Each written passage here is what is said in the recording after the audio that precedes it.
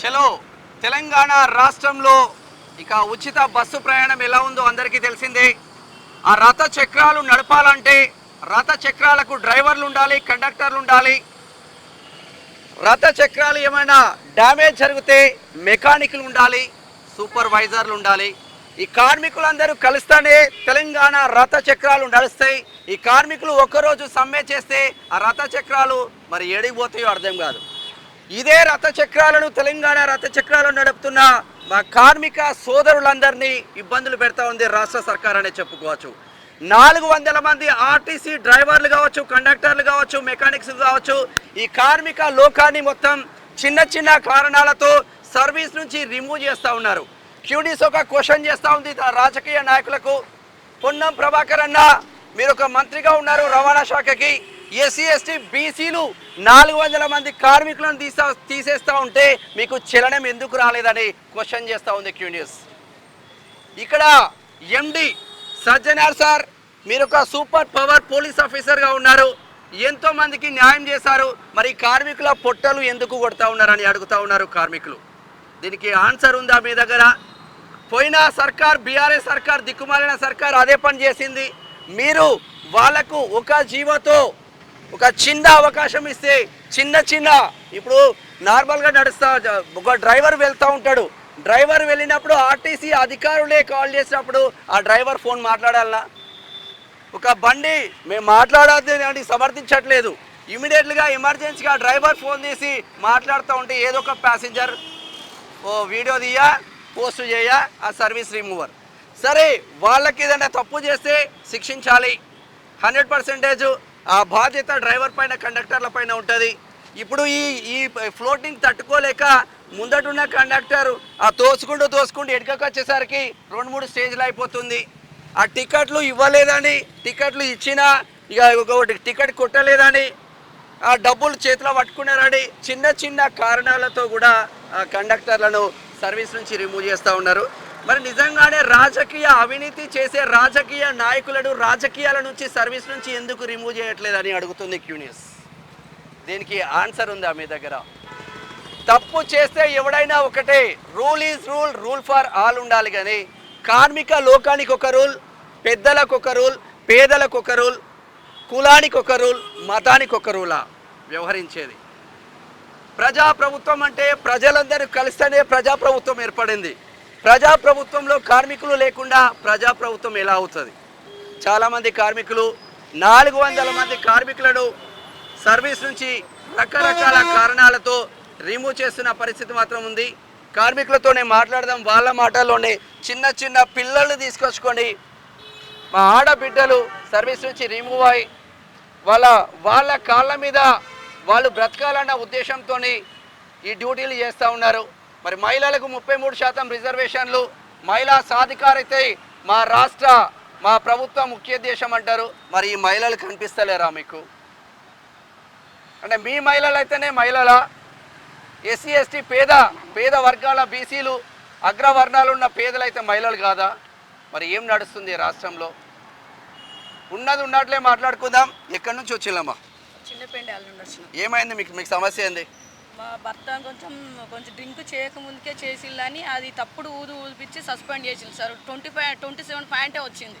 Okay. తను మా అత్తమ్మ చనిపోవడం వల్ల కొంచెం ఆ డిసప్పాయింట్ ఉండి చుట్టాలు వచ్చి అట్లా కొంచెం హెల్త్ బాగాలేకుంటే 20.7కే పక్క పెట్టేసింది సార్. ఇప్పుడు 2 సంవత్సరాలు అవుతుంది సార్ మా బాధ. అక్కడికి అప్పీల్ పెట్టినాం, ఈడీ పెట్టినాం, అందరూ పెట్టినాం సార్. ఒక్కరు కూడా మమ్మల్ని మా బాధ ఎవరు అర్థం చేసుకోవట్లేదు సార్. చిన్న పిల్లలు సార్, మేము దాని మీదే ఆధారపడి బ్రతుకున్నాం సార్. మాకు ఎలాంటి ఏది కూడా మాకు లేదు సార్, వేరే దేని మీద ఆధారపడలేదు. నా భర్త కూడా 2 సంవత్సరాలు అవుతుంది సార్. పని లేక ఏది లేక మమ్మల్ని తిన్నవా ఉన్నావా అన్నవారు ఒకరు కూడా అసలు పట్టించుకునే వాళ్ళు లేరు సార్.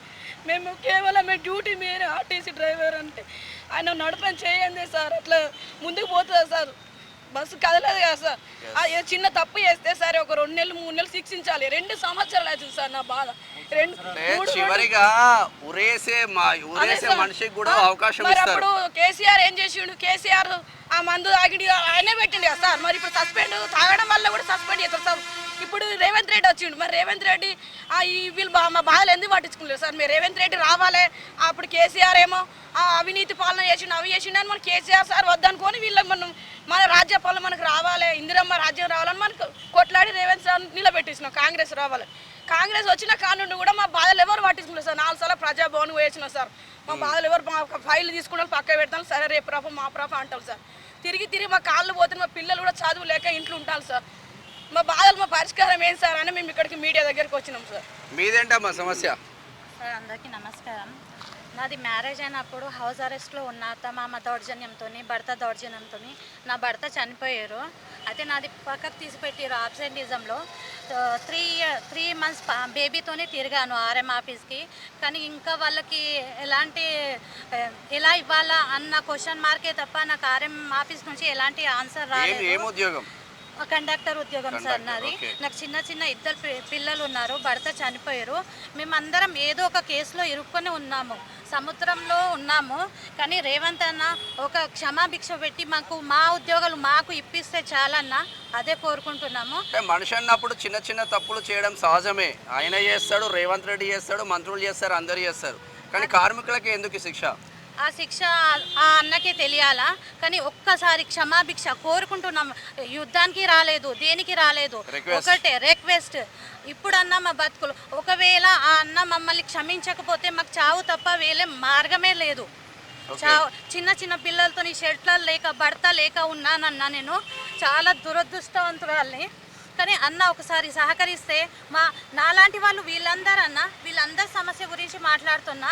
కానీ ఒక్కసారి క్షమాభిక్ష పెట్టమని కోరుతున్నా, అంతే తప్ప. సింగిల్ మహిళ ఎన్ని అవమానాలు ఎంత భరిస్తే ఆమె లైఫ్ లీడ్ అవుతుందో చాలామందికి తెలుసు. లైఫ్ లీడ్ కావడం కోసం అనేక రకాల సమాజంలో అనేక రకాల అవమానాలు పడాల్సిన అవసరం ఉంటుంది. అదే ఉద్యోగం ఆమె చేతిలో ఉంటే బ్రహ్మాండంగా బతికే ఆస్కారం ఉంటుంది. ఇప్పటికైనా ఆలోచన. ఎక్కడి నుంచి వచ్చిందండి మీరు? నేను సత్తుపల్లి డిపో నుంచి వచ్చానండి. నా పేరు వైపీ రావు, నేను కండక్టర్గా పనిచేస్తున్నాను. నేను 2021లో డ్యూటీ చేస్తుండగా టిమ్ స్ట్రక్ అయిపోయింది. టిమ్ అంటే ప్రజలకి ఏంటిది? అంటే టికెట్లు కొట్టే మిషన్ అనేది అది ఖరాబ్ అయిపోయింది. అంటే సరిగ్గా పని చేయట్లేదు. సరిగ్గా పని చేయనటువంటి క్రమంలో ఏం చేస్తామంటే బస్సు నిండా జనం ఉన్నారు. బస్సు నిండా జనం ఉన్నప్పుడు బస్సును పూర్తిగా ఆపలేం కదా. ఒకవేళ బస్సును మనం పూర్తిగా ఆపేసి టిమ్ పాడైపోయిందని చెప్పేసి అంటే ప్రయాణికులు మనమే తిరుగుబాటు చేస్తున్నారు. కాబట్టి మనం ఏం చేస్తాం అప్పుడంటే ఆ టిమ్ను ఒకసారి మనం చూసుకొని దాంట్లో టికెట్ ఫీడ్ అయిందా లేదా చూసుకొని దాని నంబర్ని వైట్ పేపర్ మీద వేసి ఇస్తాం. అలాగా ఆ విధంగా 2-3 వేసి ఇచ్చాను. దాని ఇంతలో ఒకటి చెకింగ్ వచ్చారు. వాళ్ళు వచ్చి చూసిన తర్వాత మీరు ఈ రకంగా ఇవ్వడానికి వీల్లేదు కదా, మీరు అతిక్రమించారు, రూల్స్ని అతిక్రమించారు, మీ టిమ్ము పాడైపోతే మీరు ఫోన్ చేసి ఆపాల బండిని అని చెప్పేసి ఆయన ఛార్జ్ మేము ఇచ్చారు. బండి ఆపడానికి డ్రైవర్కి చెప్తే బండి ఆగుతుంది, కానీ ప్యాసింజర్స్ అందరు తిడతారు కదా. అవును, అదే బాధలో మేమున్నాము. మేము ఇది జరుగుతూ ఉంది, స్క్వాడ్ వచ్చారు. స్క్వాడ్ వచ్చి దాన్ని చెక్ చేసి పూర్తిగా సర్వీస్ నన్ను ఆ రోజే సర్వీస్ నుంచి తొలగించారు. ఆ రోజే మెమో ఇచ్చారు. మెమో ఇచ్చిన తర్వాత డిపోకి వచ్చిన తర్వాత ఆపేశారు నా సర్వీస్ని. ఆ తర్వాత నేను మాకు అన్ని 3 లెవెల్స్లో ఉన్నాయి అప్పీల్ పెట్టుకోవడానికి. 3 లెవెల్స్ ఉన్నా కానీ 3 లెవెల్స్లో డిప్యూటీ ఆర్ఎంకి పెట్టాను, తర్వాత ఆర్ఎం గారికి పెట్టాను, ఈడీ గారికి పెట్టాను, ఈడీ గారికి మెర్సీ అప్పీల్ పెట్టాను. వాస్తవంగా ఆర్టీసీలో ఈడీ గారికి మెర్సీ అప్పీల్ పెట్టినప్పుడు ఇస్తారు. గతంలో రీఇన్స్టిట్యూట్ చేస్తారు, చాలామందిని చేస్తారు. కానీ ఈ మధ్య ఈ సజ్జనార్ గారు వచ్చిన తర్వాత మాత్రం రీఇన్స్టేట్ చేయటం అనేది లేదు. అందరినీ కూడా రిమూవ్ చేయటంను వాళ్ళ సర్వీస్ నుంచి పక్కన పెట్టడం, అంతకుమించి ఆయన అయితే మాకు ఎటువంటి కనికరం. ఆర్టీసీనే ప్రభుత్వంలో విలీనం చేసుకుంటాం, ఆర్టీసీ మా ఉద్యోగులు అని చెప్తున్న ప్రభుత్వం మిమ్మల్ని సర్వీస్ నుంచి రిమూవ్ చేయడం ఎందుకు? వాళ్ళ అహంకార ధోరణి వల్ల మమ్మల్ని ఈ రకంగా చేస్తున్నారు. కేవలం అధికారుల యొక్క నియంతృత్వ ధోరణి మాత్రమే ఇదని మాత్రం మీకు ఈ సందర్భంగా తెలియజేస్తున్నారు. నా పేరు వై ప్రసాదరావు, ఎలమర్తి ప్రసాదరావు. ప్రసాదరావు అన్నకు ఒకటి జరుగుతూ ఉంది. ఎందుకంటే ఆయన చెయ్యని తప్పుకు ఆయన శిక్ష అనుభవించిండు. వై బికాజ్ అంటే టికెట్లు కొట్టే మిషన్ ఖరాబ్ అయితే ఆయన ఏం చేస్తాడు రా భయ్? ఆయన ఏం చేస్తాడు? ఒక ఎండీగా సజ్జనార్ ఉన్నారు. సజ్జనార్ గారు ఇదేనా మీకు చెప్పేది? డిపో మేనేజర్లు మీరు ఇదేనా కార్మికుల పైన మీరు వ్యవహరించే తీరు? అంటే మీరు చైర్ పొజిషన్ డిఫరెంట్ కావచ్చు, కానీ ఇదే కార్మికులు లేకపోతే ఆ చైర్ ఎక్కడిది మీకు? డిపోలో కూర్చునే చైర్ ఉంటుంది అసలు మీకు? డిఎం గారు ఇంకా మీదేంటనా? నాది బర్కత్పూర్ డిపో ఆబ్సెంటిజంలో రిమూవ్ అయింది. బర్కత్పురా ఓల్డ్ సిటీ చెప్పు. అయితే రిమూవ్ అయితే అప్పీల్ పెట్టుకున్నా. అప్పీల్ పెట్టుకున్న తర్వాత ఇవాళ ఇస్తాం, రేపు ఇస్తాం, ఎల్లుండి ఇస్తామని వాళ్ళు తిప్పుతున్నారే తప్ప ఏం పని చేసేది? నేను డ్రైవర్. ఏం చేసినావు? ఎందుకు రిమూవ్ చేసి? నాకు ఈ మెడలో నరాలు అరిగినాయి అని కొంచెం చక్కెర వస్తుంది అనమాట. చక్కెర వస్తే సిక్ చేసి వెళ్ళిపోయినా నాకు తగ్గలేదు. ఓకే. తగ్గకపోతే వాళ్ళు ఇమీడియట్లీ నాకు రిమూవల్ ఆర్డర్ పంపించేసి ఓకే. తర్వాత వీళ్ళందరి దగ్గరికి తిరిగినా కానీ ఎవరితో పని కావడం లేదు సార్. మొత్తం అందరికి డ్యూటీలు ఇవ్వాలని క్షమాభిక్ష పెడితే మాకు కాలం గట్టెక్కితే లేదు. ఎవరు మాట్లాడతారు? మీరు ఎక్కడి నుంచి వచ్చింది? అన్న నిజామాబాద్ నుంచి వచ్చినాం అన్న. ఏమైంది? నిజామాబాద్ జిల్లా వండిపో. ఇది మా దగ్గర డిఎం వచ్చి ఫస్ట్ కృష్ణకాంత్ డిఎం అని ఉండే, కృష్ణారెడ్డి అని. అక్కడ నేను డ్రైవర్ని నేను. గట్టిగా మాట్లాడు. అప్పుడు మొత్తం ప్రతి సర్వీసు మధ్యాహ్నం 2 గంటల నుంచి లింక్ సర్వీసులు పెట్టిండు. అతను పెట్టి నేను ఎందుకు నడపాలని ఈ డిఎం వచ్చి ఆనంద్ గారు వచ్చి మొత్తం డే అవుట్ లేచిండు అన్న. 12 గంటల నుంచి అయినా రాత్రి 6 కానీ 7 కానీ ట్రాఫిక్ లేకుంటే పోవాలా రావాలా నిద్ర లేకుండా. ఒకరోజు లీవ్ అంటే నేను ఇస్తాపు అని చెప్పడమే కానీ మళ్ళీ డ్యూటీ బుక్ అవుతుంది. అలసిపోయి మాట్లాడొద్దు మీరు. అలసిపోయి లేట్ వస్తుంటే కూడా ఆబ్సెంట్ పెట్టడం, ఆయన నన్ను ఒకరోజు చూడడం, 2వ రోజుకు సస్పెండ్ చేయడం. ఎన్ని సంవత్సరాలు అవుతుంది? నాకు ఇప్పుడు 16-17 నెలలు అవుతుంది. నాది యాక్సిడెంట్ అయింది, నాది సిగ్నల్ దగ్గర. సంవత్సరం. మీదేంటారు? నా పేరు శివశంకరు, నిజామాబాద్ వండిపో. నేను డ్రైవర్ని.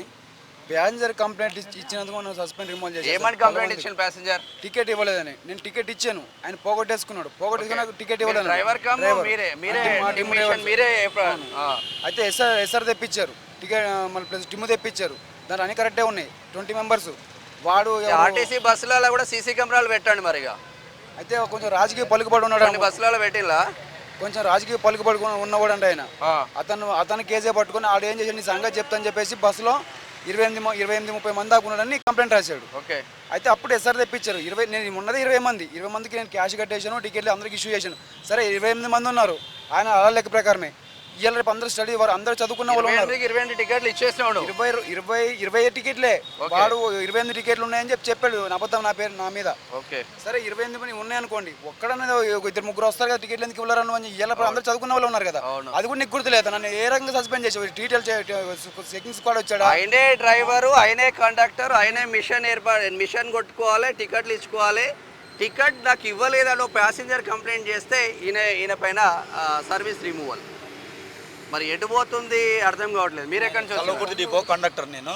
90 రూపాయలు. ఎక్కడ? కల్లకుర్తి డిపో కండక్టర్, మహబూబ్నగర్ ఉమ్మడి రీజన్. ఒక ప్యాసింజర్ టికెట్ తీసుకోలేదని నా మీద బదనాం చేసి 90 రూపాయలు కలెక్ట్ చేసినామని నింద మోపి నా ఉద్యోగం నుంచి తొలగించి 3 సంవత్సరాలు ఆయన పిల్లల జిల్లాలో రోడ్డు మీద పడి చదివించలేకపోతున్నాయి. ఈ ప్రభుత్వం కానీ యజమాన్యం కానీ ఒక గుడ్డెత్తి చేతుల పడ్డ వ్యవహారం లెక్క చేస్తుంది. ఎట్లా అంటే దున్నపోతు తిన్నదంటే దొడ్లు కట్టి ఏమన్నట్టు ఒక వెనకట దొర, అదే టైప్లో నడుస్తుంది ప్రభుత్వం యొక్క పరిపాలన. సక్రంగా నడుస్తలేదు. జరుగుతున్నటువంటి అన్యాయాన్ని సరిగా లోతుగా ఆలోచించి న్యాయం చేయవలసినటువంటి ప్రభుత్వం అది గుడ్డెత్తి చేలబడ్డట్టు చేస్తుంది. కాబట్టి ఇది కరెక్ట్ అయిన పరిపాలన కాదు. ఇప్పటికైనా మేల్కొని ఈ ప్రభుత్వం సరి అయిన దారిలో పోయి ఈ సామాన్యులు తెలిసి లేక చిన్న చిన్న పొరపాట్లు చేసినాం ఆర్టీసీ డ్రైవర్ కండక్టర్లు, ఇదొక క్షమించి వాళ్ళకి అందరికీ ఉద్యోగం ఇచ్చి వాళ్ళని కాపాడవలసిందిగా కోరుకుంటున్నాను. ఈ విధంగా. ఎక్కడి నుంచి వచ్చారు మీరు? నేను కోపయ్య కండక్టర్, యాదగిరి ట్రిప్ నుంచి వచ్చాను. నేను 2010లో రిమూవ్ కావడం జరిగింది. 3 అప్పీలు. రిమూవ్ చేసేళ్ళు టిమ్ ఖరాబ్ అయితే టిమ్ టికెట్లు ఇవ్వకుండా దానికి నేను ఆల్రెడీ సర్వీస్ చేశాను. సర్వీస్ చేసి నాకు లో బీపీ వచ్చి పడిపోయినా. డిపో క్యాష్ కూడా వేరే ఖరాబ్ అయితే మిమ్మల్ని సస్పెండ్ చేసేళ్ళు. మీదేంటన్నా? నా పేరు భూమేశ్వర్, సికింద్రాబాద్ కండక్టర్. ఓకే. నేను 17 రోజులు ఆబ్సెంట్ ఉన్నా సార్, హెల్త్ బాగాలేదని. 17 రోజులు ఆబ్సెంట్ ఉన్నావు, హెల్త్ బాగాలేదని. తార్నాగర్ నుంచి లెటర్ తెచ్చాను. అప్పటికే నాకు ఇంటికి రిమూవ్. తార్నాగర్ ఆర్టీసీ హాస్పిటల్ నుంచి లెటర్ తీసుకుపోయినా కానీ దాన్ని పట్టించుకోకుండా రిమూవ్ చేసిర్రు. 2019 నుంచి నాకు మా పిల్లలు పెరిగిండ్రు సార్. మా భార్య తల్లిదండ్రులతో బాగా పరిస్థితి ఉన్నది. మా అందరినీ ఒకసారి ఆదుకొని దయచేసి ఒకసారి రిక్వెస్ట్ చేస్తున్నాం, ఒకసారి ఉద్యోగం ఇచ్చి మమ్మల్ని కాపాడాలని అందరితో కోరుతున్నాం. ఏ నుంచి వచ్చావు? అకింపేట డిపో మాది. అకింపేట. ఓకే. మా సిద్దిపేట నుంచి వచ్చినాం. ఇక అకింపేట డిపోని కండక్టర్ చేసిన 11 ఏళ్ళ కింద ఇది విషయము. ఇదే ఎల్బీనగర్ నుండే ప్రయాణికులు చాలా మంది ఉండి వాళ్ళు అదే టికెట్లు పట్టుకొని రిటర్న్ వచ్చిర్రు. కండక్టరా డ్రైవరా? మేము కండక్టర్ సార్. ఓకే. అదే టికెట్ పెట్టుకొని రిటర్న్ వస్తే ఈ టీటీఐలు ఏం చేశారంటే అందులోనే కూర్చున్నారు. వాళ్ళు ఆ బస్సులోనే కూర్చున్నారు. కూర్చొని మన చాలామంది అందరి టికెట్లు ఇచ్చేసిన నేను అందులో కూర్చొని మళ్ళీ వాళ్ళు గమనించి వాళ్ళే నాకు అనవసరంగా కేసు రాసి టికెట్ ఇవ్వలేదని చెప్తున్నారా? ఎవ్వరు మన డివిఎం దగ్గర పెడితే 6 నెలలు ఉంచుకొని ఇవ్వలేదు, ఎంక్వైరీ పెట్టలేదు. నాకు మళ్ళీ ఏ కేసు నేను పోలీస్ స్టేషన్ పోదామన్నా రాలేదు. కావాలంటే నేను దొంగతనం చేసిన అంటే ప్రూఫ్ చేయాలి కదా, అది కూడా చేయలేదు. వాళ్ళు వన్ సైడ్ ఎంక్వైరీ చేసిర్రు. మాకు కేసీఆర్ గవర్నమెంట్లో అసలు వాళ్ళ దగ్గరికి ఆఫీసర్ల దగ్గరికే రానియలేదు ఎవరు కూడా.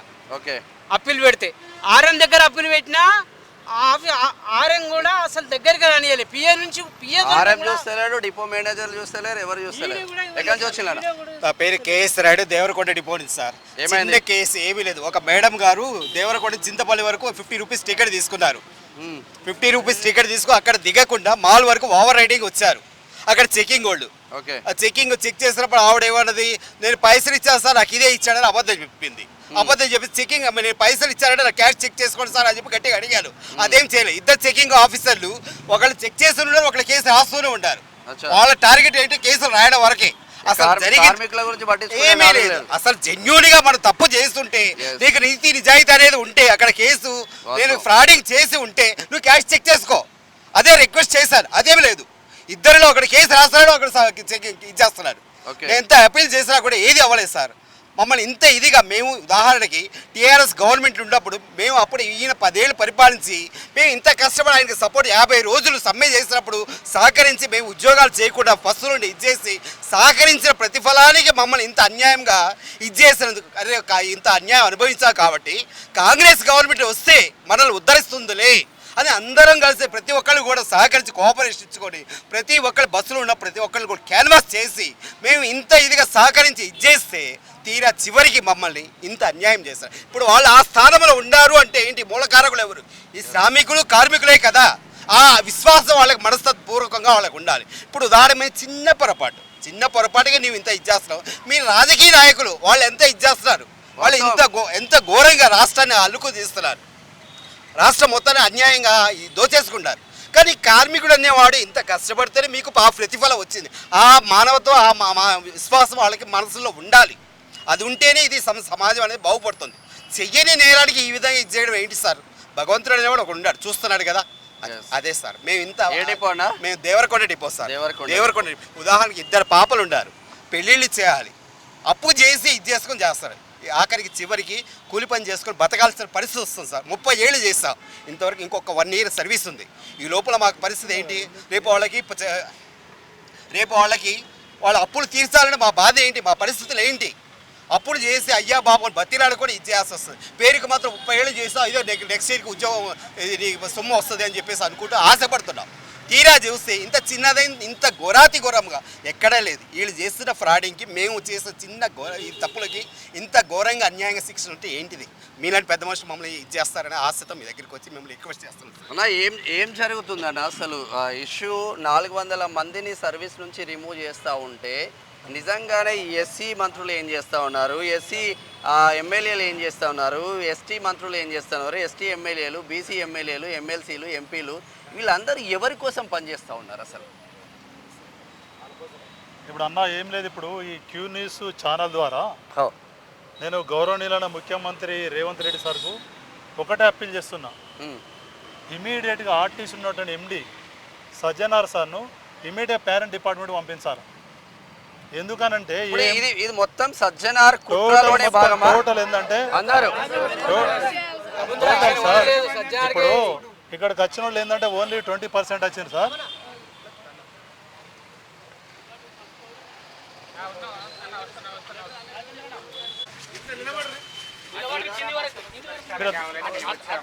ఎందుకు రా ఎందుకు తొందర పడుతుండ్రీ? అందరు వరుస తీసుకొని పోతా. ఇప్పుడు ఇది మంత్రి గారికి ఇస్తున్నా ఇవాళ. వాళ్ళ మంత్రి గారికి ఇస్తున్నా, సీఎం గారితో కూడా ఇది మాట్లాడతా ఇవాళ. ఇవాళ నేను 5 గంటలకు పోతా ఉన్నా. ఈ సమస్యను కూడా ప్రస్తావిస్తా.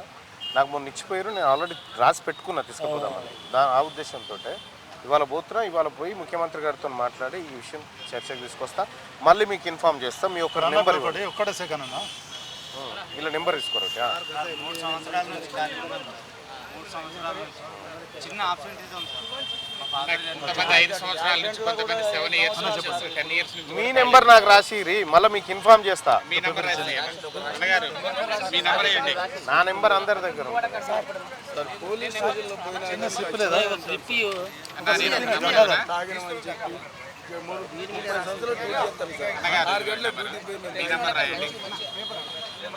ఇవన్నీ ఒక జిరాక్స్ సెట్ ఇరు నాకు. ఇప్పుడు ఏమంటున్నా, ఇప్పుడు మీకు వచ్చినాయి అవి జిరాక్స్ ఒక సెట్ ఇరు నాకు. అందరి ఇంట్లో పేర్లు ఉన్నాయి, స్టాప్ నంబర్లు ఉన్నాయి, అన్ని అవసరం అందరి ఉన్నాయి సార్. ఇంట్లో ప్రతి ఒక్క డిస్టిక్ ఉన్నాయి. ఈ ఈడీ అంటే ఏంది?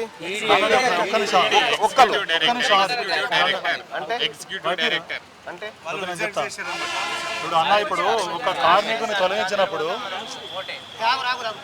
Depot manager తొలగిస్తాడన్న. దాని తర్వాత అప్పీల్ పెట్టుకునేది ఒక తను డిప్యూటీ ఆర్ఎం అని ఉంటాడు, ఆయన రిజెక్ట్ చేశాడు. ఆయన మీద తను ఆర్ఎం ఉంటాడు, రీజనల్ మేనేజర్, ఆయన కాబట్టి ఆయన రిజెక్ట్ చేశాడు. ఆయన మీద తను ఈడీ అంటే ఎగ్జిక్యూటివ్ డైరెక్టర్. వాళ్ళు ఏంటంటే రాష్ట్రంలో 4-5 మంది ఉన్నారు, రిటైర్మెంట్ అయ్యారు. ఇక ఈడీ తర్వాత లాస్ట్ బాస్ ఏంటంటే ఎండి సజ్జనార్ సార్. ఇప్పుడు కొన్ని ఎండి సజ్జనార్ సార్ దగ్గర కూడా మెరిసి పిటిషన్ ఉంది. ఏ పిటిషన్ ఇప్పుడు నాది పెట్టి దాదాపు 4 months అవుతుంది.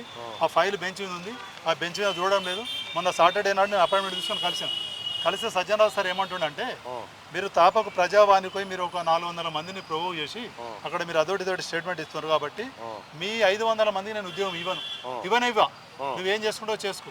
ఎందుకంటే మిమ్మల్ని తీసేసి కొత్త వాళ్ళకు నేను అవకాశం ఇస్తే మీ శాలరీలో నాకు 3 వస్తున్నారు అనేటువంటిది మొన్న ఒక 3 నిమిషాలు మాట్లాడినా. ఓకే, తర్వాత ఇంకోటి అన్న, ఇప్పుడు దీనిలో ముఖ్యమైన విషయం అన్న, ఇప్పుడు ఈ రిమూవ్ అయినటువంటి కార్మికులు దీనిలో మెజారిటీ పర్సన్లు డ్రైవర్లను, కండక్టర్లు. ఈ డ్రైవర్లు అనేటోళ్ళు ఏ విధంగా ఉద్యోగాలు కోల్పోయారంటే, వీళ్ళు బస్సు రొప్పుకుంటా వీళ్ళు టికెట్ చేయాలని వీళ్ళకి టిమ్ మిషన్లు ఇచ్చారు. అంటే వీళ్ళు బస్సు రొప్పుకుంటా నేను భువనగిరి అనే వరకు ఇటు తీసుకుంటే ఇట్లా ఆపరేట్ చేస్తాడు. తర్వాత అదే డ్రైవర్కు ఇట్లా పోతుండగా ఒక టీ8 అయితే కంట్రోల్లో ఫోన్ చేస్తాడు, బాగా వీళ్ళు ఆన్ చేసి ఫోన్ తీసి ఇట్లా మాట్లాడే వరకు ఎవరో ఒక ప్రయాణికులు ఫోన్ కొడతారు, ఫోటో తీస్తారు, తీసి ఫలానా బండి నార్కట్పల్లి పోతున్నాం ఫోన్లో మాట్లాడాను. ఈయన డిపోకు రాకముందే సస్పెండ్ ఇచ్చాడు. ఎందుకనంటే నువ్వు బస్సు రొప్పుకుంటా నువ్వు ఫోన్ మాట్లాడితే నీ కాన్సన్ట్రేషన్ పోతుంది అనేటువంటిది ఆర్టీసీ వాదన. నేనేమంటున్నా అంటే, ఫోన్ తీసి మాట్లాడితే 1 సెకండ్ 2 సెకండ్లే పోతుంది, కానీ మరి టిమ్మిషన్ ఆపరేట్ అయితే 10 సెకండ్లు పోతుంది కదా. అంటే అది వాళ్ళకి అవసరం కాబట్టి దాన్ని బట్టి. తర్వాత రెండోదన్న, ఇప్పుడు ఎండి సారు ఇప్పుడు చిన్న చిన్న తప్పులకు మీరు ఉద్యోగం నుంచి అవద్దని చెప్పి తీసేసిండు. ఎండి సార్ ఎంత పెద్ద తప్పు చేస్తున్నాడంటే, 2016లో తెలంగాణ గవర్నమెంట్ ఒక జీవో తీసింది. జీవో నంబర్ ఏంటంటే 55, అది హెచ్ఆర్ డిపార్ట్మెంట్ తీసింది. ఒక ఉద్యోగం నుంచి రిటైర్ అయినటువంటి ఒక అధికారి మళ్ళీ తర్వాత అతను అది కాంట్రాక్ట్ బేస్ కానీ లేకపోతే అవుట్ సోర్సింగ్ కానీ ఎలాంటి లాభదాయకమైన పోస్టులు పెట్టద్దని చెప్పి తెలంగాణ గవర్నమెంట్ తీసింది. తీసిన తర్వాత మళ్ళీ ఏం చేశారు, అదే తెలంగాణ గవర్నమెంట్ అప్పుడు రిటైర్మెంట్ అయిన జేఎండి రమణారావు, తర్వాత ఈడి వెంకటేశ్వరరావు, వెంకట్రావు, సురేందర్ రెడ్డి వీళ్ళందరినీ తీసుకొచ్చి మళ్ళీ అవుట్ సోర్సింగ్ పెట్టింది. పెడితే అప్పుడు నేను ఏంటంటే ఈ గవర్నమెంట్ కొన్ని ఆర్టీసీకి సందీప్ సుల్తానియా ట్రాన్స్పోర్ట్ సెక్రటరీ ఉండే. మరి సార్ ఇది మీది ఇచ్చిన జీవోనే కదా సార్, మళ్ళీ వీళ్ళని ఎట్లా భర్తీ చేశానంటే, అరే ఇది మిస్టేక్ జరిగిందని చెప్పి అప్పుడు ట్రాన్స్పోర్ట్ మినిస్టర్ ప్రశాంత్ రెడ్డి ఉండే, ఆయన దృష్టికి తీసుకెళ్ళిన. ఇమ్మీడియట్ ఏం చేశారు, ఆ లెటర్ పెట్టగానే తెల్లారి వాళ్ళందరినీ ఇంటికి పంపించారు. ఇప్పుడు మళ్ళదే సజ్జనార్ సారు రిటైర్మెంట్ అయినటువంటి డిఐజీ వి రవీందర్ సార్ని తీసుకొచ్చి ఒక సిఓ పోస్ట్ అని పెట్టాడు. అసలు ఆర్టీసీ సిఓ పోస్ట్ ఎక్కడిది? సిఓ పోస్ట్ మీద ఏంది, చీఫ్ ఆపరేటింగ్ ఆఫీసర్ అట. ఆర్టీసీలో డిపో మేనేజర్లు ఉంటారు, డివిజనల్ మేనేజర్ ఉంటారు, రీజనల్ మేనేజర్లు ఉంటారు, ఎగ్జిక్యూటివ్ డైరెక్టర్ ఉంటారు, వాళ్ళ ఎండి ఉంటారు. ఈ సిఓ పోస్ట్ ఎక్కడిది? ఆ సిఓ పోస్ట్ పెట్టి అతను ఒక ఇన్నోవా కారు, అతను ఒక చాంబరు, ఆ చాంబర్ ఇట్లా అడుగు పెడితే ఒక 2 ఇంచులు దిగబడుతుంది, ఆయనకు 2 లక్షల శాలరీ. అంటే మరి ఆ 2 లక్షల శాలరీలలో వీళ్ళు ఎంతమంది కోలు చేస్తారు? తర్వాత మళ్ళీ ఇప్పుడు మొన్న రిటైర్మెంట్ అయినారు కృష్ణకాంత్, తర్వాత రవీందరు, తర్వాత వీళ్ళు ఈడీలు, వాళ్ళను కూడా మళ్ళీ ఒక్కొక్క 1,50,000 తీసుకున్నాడు. అంటే నేను సార్ ఇప్పుడు ఈ క్యూ న్యూస్ సందర్భంగా ఇప్పుడు ఏంటంటే దీని ద్వారా సీఎం రేవంత్ రెడ్డి సార్ ఒకటే నేను అప్పీల్ చేస్తున్నా, సార్ మీరు ఇమీడియట్గా ఎందుకంటే Sajjanar sir go back to parent department మొత్తం దీనిలో. ఎందుకంటే మాకు ప్రధానమైన విలనే సజ్జనార్ సార్. ఎందుకంటే డిపో మేనేజర్లు, రీజనల్ మేనేజర్లు చేసిన తప్పు మీద నేను మొన్న అప్పీల్ చేస్తే, మీరు ఎవరు బస్ భవన్కు రావద్దు, మీరు రావద్దు, మీకు ఎవరో నౌకరీ ఇవ్వాలి. అరే ఇప్పుడు నౌకరీ ఇచ్చేటువంటిది నౌకరీ మాకు దేవుడు ప్రసాద్, మా యొక్క క్వాలిఫికేషన్ వచ్చింది, తీసేసాకు నీకెవరు ఇచ్చారు? నువ్వు టెంపరీగా ఏదో 2 ఏళ్ళ కోసం వచ్చిన ఆర్టీసీ ఏఎండి గారు అయినా కూడా మినిమం 2 సంవత్సరాలు, మ్యాక్సిమం 3 సంవత్సరాలు. ఇతను ఏప్రిల్ 2021 వచ్చిండు, 22, 23, 24 3.5 సంవత్సరాలు అవుతున్నది. ఇతను ఆర్టీసీలు ఉండి ఆయన కోసం ఏంటంటే ఆయన ఎన్నో చేస్తుండే, మాకు అవసరం లేదు సార్. ఇప్పుడు వీళ్ళందరూ ఇక టిమ్ము డ్రైవర్లు చెప్పిన అన్న. రెండోది ఇప్పుడు కొంతమంది కండక్టర్లు ఉద్యోగం కోల్పోయారు. ఈ మహాలక్ష్మి పథకం వచ్చిన తర్వాత ఫ్రీ టికెట్లు పెడితే వాళ్ళు వర్కులోడుతోని ఈ ఫేర్ టికెట్ బదులు ఫ్రీ టికెట్ కొట్టాడు స్వామి ఎక్కనుడు. ఫ్రీ టికెట్ కొడితే నువ్వు ఎట్లా పొరపడేసా రిమూవ్ చేసి పడేసాను. అరే రిమూవ్ చేస్తారా? అరే మా జీతం నుంచి ఒక ఇంక్రిమెంట్ డిఫర్మెంట్ ఇవ్వచ్చు, ఛార్జ్ షీట్ ఇవ్వచ్చు. అది ఇక నా విషయానికి వస్తానా, నేను ఉద్యోగం చేసేది ఉస్మానాబాద్ డిపోలో, కర్మడిస్ట్రా ఉస్మానాబాద్ డిపోలో నేను సెక్యూరిటీ విభాగంలో హెడ్ కానిస్టేబుల్. నా ఊరు వచ్చేసి సిరిసిల్ల కోనపేట మండలం నిజామాబాద్. నేను అక్కడ రైతు సంఘం. నాకు అక్కడ ఒక మహిళా రైతు లొల్లి అయితే వాడు టీఆర్ఎస్ తోట ఆగానే ఒకటి క్రిమినల్ కేసు రిజిస్టర్. నేను అక్కడ క్రిమినల్ కేసు రిజిస్టర్ చేసి నన్ను రిమూవ్ చేసి పడేసాను. నేనన్నా ఏం చేశాను సార్, నేను ఆర్టీసీలా అధికారులు అనేదన్నా ఇన్స్టాబనిసే పట్టుకోండి లేదా కండక్ట్. నేను ప్రైవేట్ కేసు మీకేం సంబంధం, అంతే నీ మీద క్రిమినల్ కేసు రిజిస్టర్ అయింది, ఆ కేసు క్లోజ్ అయితే నేను నా యొక్క జీతం ఇవ్వాలి 52,000, నన్ను తొలగించి 2.5 సంవత్సరాలు. అసలు ఎన్ని అంటే అన్న ఇప్పుడు ఇక్కడ వచ్చిన చాలామంది ఆర్టీసీలు ఏంటంటే ఇప్పుడు ఈ కాంగ్రెస్ గవర్నమెంట్ ఎస్టాబ్లిష్మెంట్ అయింది. ఇలా కాంగ్రెస్ గవర్నమెంట్ ఎస్టాబ్లిష్మెంట్ అయితే దానిలో మేము కూడా కాంట్రిబ్యూట్ అవ్వలేము కదా. మేము బస్సులో ట్రావెల్ చేసి మా చుట్టాలకు మా బంధువులకు అందరికీ అరే టీఆర్ఎస్ గవర్నమెంట్ అంతా మొత్తం మనని అబాజ్ చేస్తుంది, ఆర్టీసీ దొక్కుతుంది, ఈ కాంగ్రెస్ గవర్నమెంట్ అత్తనే కొంచెం బతులు బాధ్యతని చెప్తే అసలు రేవంత్ రెడ్డి సార్ దగ్గరికి మనం పోతే 4 సార్లు వేను అపాయింట్మెంట్ ఇయ్యరు. ఈవెన్ పొన్నం ప్రభాకర్ అన్న కూడా దానిలో చూడరన్న. ఇప్పుడు దివ్య మేడం ముందు ఒక్క నిమిషం, మేము ప్రజావానికి అయినా సార్ అలా పాపం చిన్నారెడ్డి సార్ ఎక్కడ ఉన్నాడు కానీ ఆయన పాజిటివ్గా రెస్పాండ్ అయ్యి ఆయన 2 లెటర్లు పెట్టాడు. అన్న ఇది మంచిది కాదు, ఒక్కసారి వీళ్ళకి అవకాశం ఇద్దాం, it is once for all. తర్వాత వీళ్ళు ఏదైనా తప్పు అయితే మనం ప్రాసిక్యూట్ చేద్దామని చెప్పంటే పోనీ ఆ పొన్నం ప్రభావం వాళ్ళు రూమ్లకి రానిస్తాడు. వాళ్ళు అపాయింట్మెంట్ కావాలంటే అపాయింట్మెంట్ మాకు వెళ్ళిస్తారు. సరే అన్న, ఇప్పుడు ఈ సందర్భంగా మీకు ఇంకోటి అప్పీల్ చేస్తున్నా అన్న, ఇప్పుడు మీరు ఎమ్మెల్సీ కాకముందు అయినా కూడా మీరంటే మాకు బాగా ప్రేమ మొహబ్బత్. ఇప్పుడు వచ్చేటువంటి మన ఈ తెలంగాణకు మిమ్మల్ని ఒక భావి ముఖ్యమంత్రి మేము చూడాలనుకుంటున్నాం. అది మా యొక్క ఎజెండా ఏంటంటే మా చుట్టాలు దయచేసి అన్న ఈ 400 మందికి ఒక్కసారి మీరు సీఎం సార్తో ఈ 400 మంది ఒక్కసారి దీనిలో చూడండి. ఒక్కసారి ఇవాళ సాయంత్రం 5 గంటలకు నేను ముఖ్యమంత్రి గారి దగ్గరికి పోతున్నా అన్న. దీంతో పాటు ఇంకా కొన్ని ఇష్యూస్ ఉన్నాయి, ఇవి మాట్లాడి ముఖ్యమంత్రి గారితో మాట్లాడి ఆయన ఏమన్నాడు ఏం కథ అనేది మళ్ళీ మీకు వివరణ చెప్తా. అందుకోసమే మీ ఫోన్ నెంబర్ రాసేయమన్నా. సాయంత్రం 5 గంటల దాకా మీరు ఓపికతో ఉండండి అన్న. నేను చేస్తా, మీకు పాజిటివ్గా వచ్చేటువంటి అవకాశమే సృష్టిస్తా.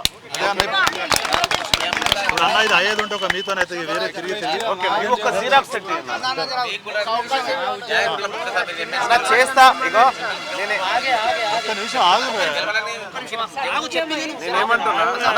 నేను చెప్పేది నేను ఉన్నదే మీకోసము, నేను ఉన్నది వేరే టోళ్ళ కోసం కాదు, మీకోసమే ఉన్నా.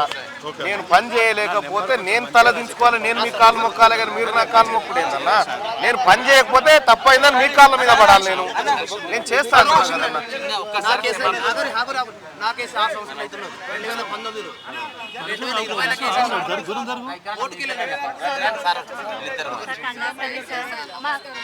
మా అందరికీ ఒకరికి తప్పు జరిగింది కాదనట్లేదు, నేరస్తులమే, క్షమాభిక్ష పెట్టమని ఒకటే కోరుతున్నాం సార్. చిన్న పిల్లలతో భర్త లేకుండా భర్త చనిపోయాడు సార్.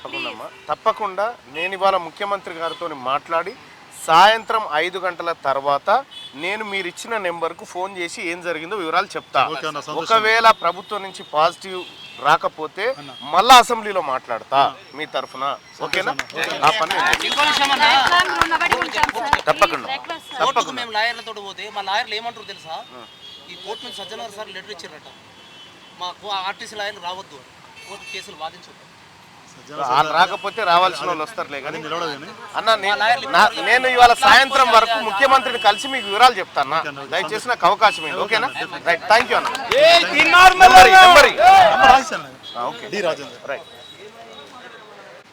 మొత్తం మీద కార్మికుల సమస్యల పైన కార్మికులు 400 మంది సర్వీస్ రిమూవల్ లైన్లో ఆర్టీసీ కార్మికులు వాళ్ళ తరపున కొట్లాడుతూ ఉన్నారు. ఇప్పుడు తీన్మార్ మల్లన్న కూడా రిప్రజెంటేషన్ ఇచ్చిండు, మెమోరాండం. ఆయన మల్లన్న కూడా సాయంత్రం 5 గంటలకు సీఎం రేవంత్ రెడ్డిని కలిసి మీ బాధలేందో నా బాధగా మేము ముందుకు వెళ్తామని చెప్తా ఉన్నారు. అన్న మాటల్లోనే ఒకసారి మాట్లాడే ప్రయత్నం. ఏం జరుగుతుంది అన్న ఓవరాల్గా? అన్న ఇప్పుడు ఏం జరుగుతుందంటే ఆర్టీసీలో ఉన్నటువంటి ఏదైతే ఒక ఫండమెంటల్ ఒక రూలు రెగ్యులేషన్ ఉంది కదా, వాటిని మొత్తం ఏంటంటే ఇప్పుడు ఉన్నటువంటి ప్రెసిడెంట్ ఎండి సజ్జనర్ సార్ మొత్తం తొంగలో చెప్తున్నాడు. వాళ్ళకి అనుకూలంగా మార్చుకుంటున్నారు. నా ఇష్టం అంటున్నాడు. వాస్తవం కూడా ఏంటంటే ఇప్పుడు సజ్జనార్ సార్ని ఎండీగా ఆర్టీసీకి పెట్టింది పోయిన ప్రీవియస్ గవర్నమెంట్ తెలంగాణ గవర్నమెంట్ పెట్టింది ఇప్పుడు మన తెలంగాణ స్టేట్ అని ఏంటంటే బాగా చీఫ్ అడ్మినిస్ట్రేటివ్ పోస్ట్ అంటే గవర్నమెంట్ చీఫ్ సెక్రటరీ, తర్వాత సింగరేన్ కాలేజ్ ఎండి, దాని తర్వాత పెద్ద పోస్ట్ అంటే ఆర్టీసీ ఎండి పోస్ట్.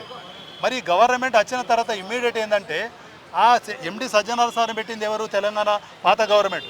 ఈ గవర్నమెంట్ తీసేసి ఇంకో కొత్త అధికారిని పెట్టాల్సినటువంటి అవసరం ఉన్నది. ఏ బాబు మాట్లాడకండి, జరా మీకోసం మాట్లాడతా, మీరు మాట్లాడితే ఎట్లానే? ఇప్పుడు పెట్టకుండా ఏంటంటే సజ్జనార్ సార్ ఏంటంటే ఇప్పుడు దీనికి ఏంటంటే ఇప్పుడు రవాణా శాఖకి ఇప్పుడు ఏంటంటే ఆర్టీసీకి చైర్మన్ లేడు ఒకటి. రెండోది ఆర్టీసీకున్న గవర్నమెంట్ మధ్యాహ్నం ఒక అనుసంధానకర్త ట్రాన్స్పోర్ట్ సెక్రటరీ అని ఉంటుంది ఒక పోస్టు. అతను సీనియర్ ఐఏఎస్ ఆఫీసర్.